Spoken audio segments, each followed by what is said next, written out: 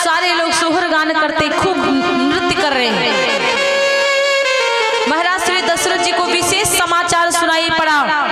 विशेष समाचार क्या सुनाई पड़ा? कैकेयी सुता सुमित्रा दो, कैकेयी मैया के एक बेटे का जन्म हुआ, सुमित्रा माता के 2 बेटों का जन्म हुआ है। भगवान किस लिए अवतार लिए?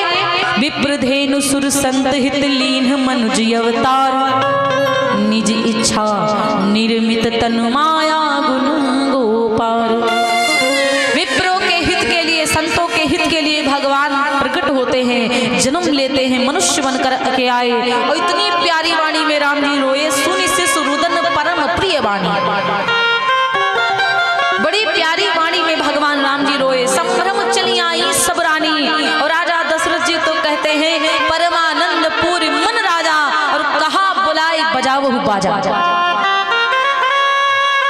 सब लोग नृत्य करने लगे, गाने लगे, और खूब राजा दशरथ जी के महलों में नृत्य होता है कि राम जी के भइले जनमवा,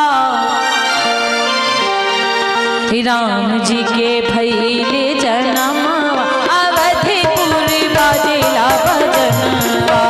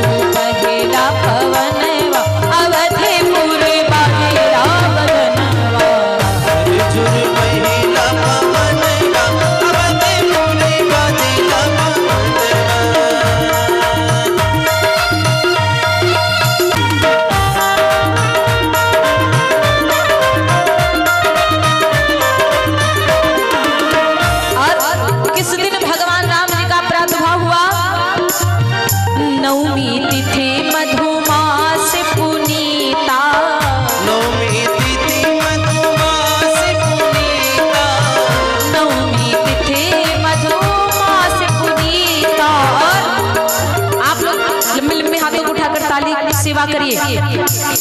सुकाल पक्ष शीतल घमवा, सुकाल पक्ष शीतल घमवा, अवधपुर बाजेला भजनवा। राम जी के भइले जनमवा,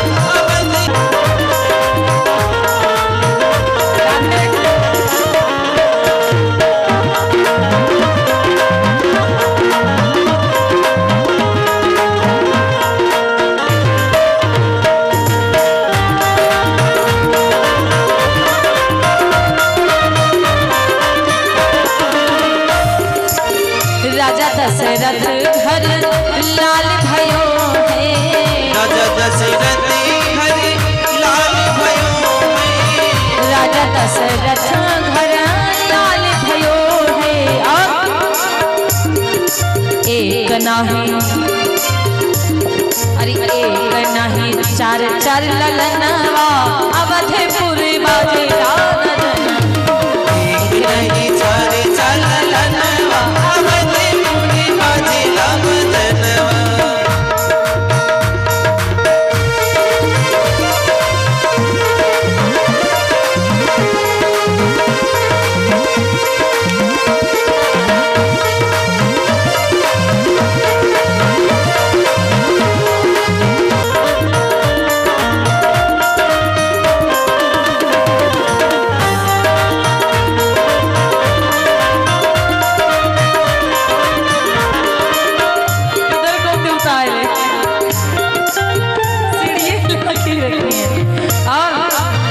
राम लखन और भरत शत्रुघ्न, राम लखन और भरत शत्रुघ्न, राम लखन और भरत शत्रुघ्न, राम लखन और भरत शत्रुघ्न।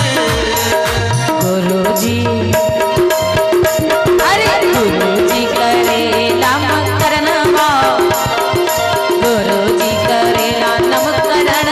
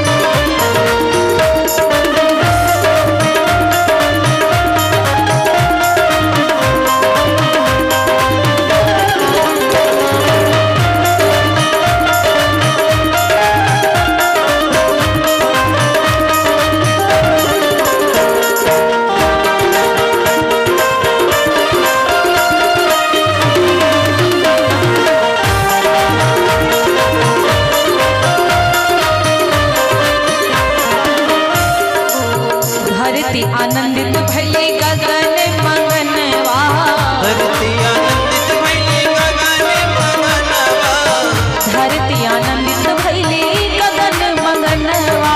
और सूर्य देव खुले हैं तपनवा, सूर्य देव खुले हैं तपनवा, अवधपुर बाजे लालन। सूर्य देव खुले हैं तपनवा, अवधपुर बाजे लालन। आबिद के महीने धनमा, अवधपुर बाजे लालन।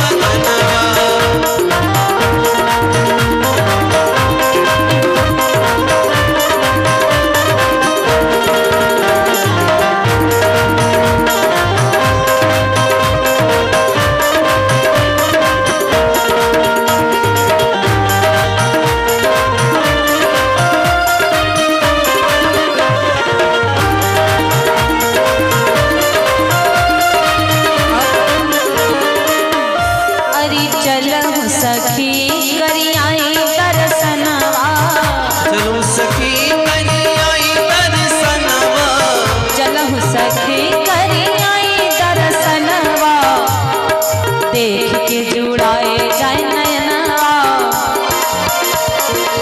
देख के जुड़ाए जाए नयनवा, अवधपुर बाजे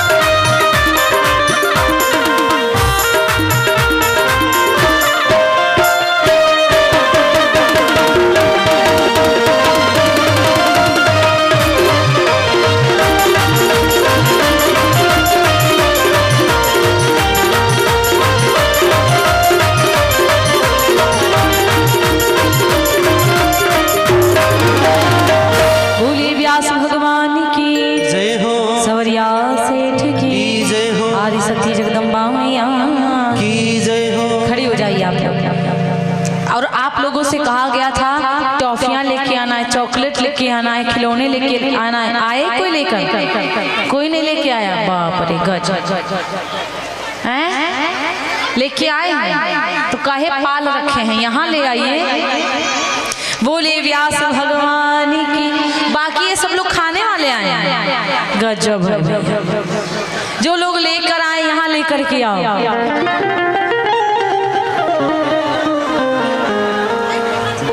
ले आइए। बस आगे नहीं आइएगा, थोड़ा लुटा पाएंगे तो लुटाएंगे, वरना वहीं भेज देंगे सबको। बोले व्यास भगवान। जब बताएंगे तो फाड़ के देना। बोले व्यास भगवान की जय। चलिए खड़े हो जाइए सब लोग। अब खड़ी हो जाओ भैया। बोले उमापति महादेव की कि जुग जुग जिए सुललनवा।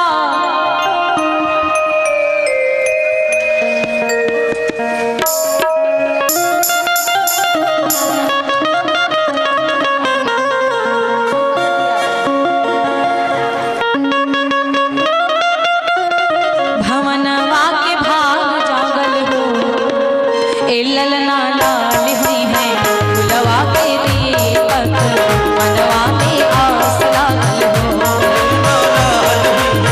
फुलवा के दीपक, मनवा में आस लागल हो।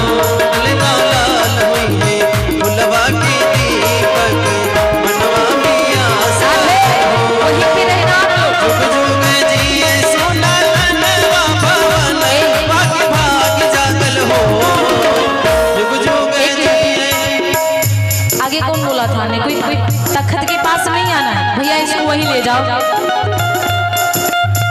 जुग जुग जिए सुललनवा, भवनवा के भाग जागल हो, ललना लाल हुई है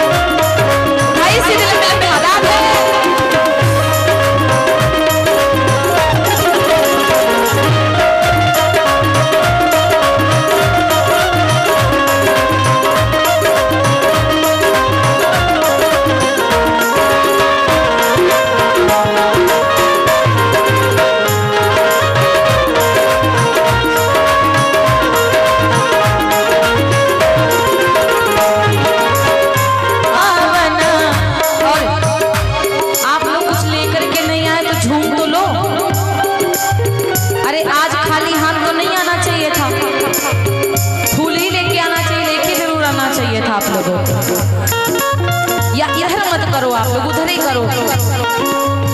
आजू के दिन सुहावन रतिया लुभावन हो, आजू के दिन सुहावन रतिया लुभावन हो। ललना दीदिया के होरिला जनम ले होरिलवा बड़ा सुंदर, दीदिया के होरिला जनम ले होरिलवा।